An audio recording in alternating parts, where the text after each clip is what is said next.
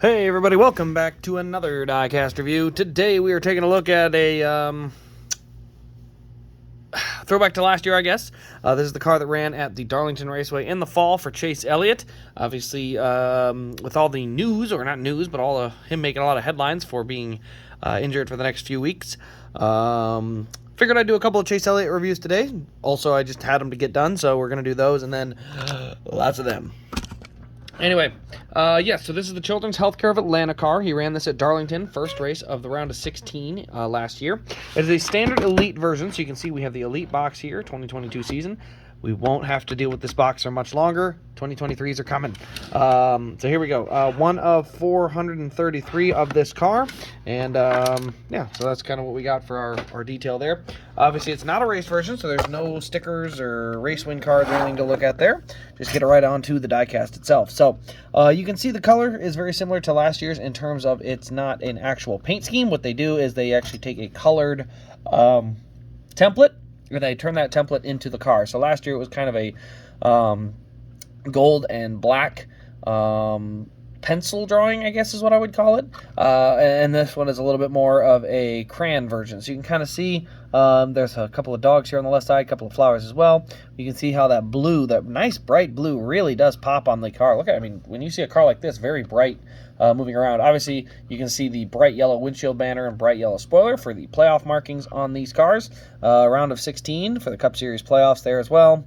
You go to the nose of the car, very clean and crisp. Here on the nose, you also can see a service dog, Napa logo up there on the top, but you can see all those different kind of, I guess I'd call them crayon details, but it's a texture thing that they kind of did.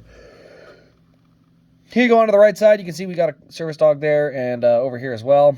I'm not really sure if there's a sponsorship related to this that had something to do with the dog, but this was, they just picked the design winner and went with that. And here you can see Children's Healthcare of Atlanta donate to choa.org/donate.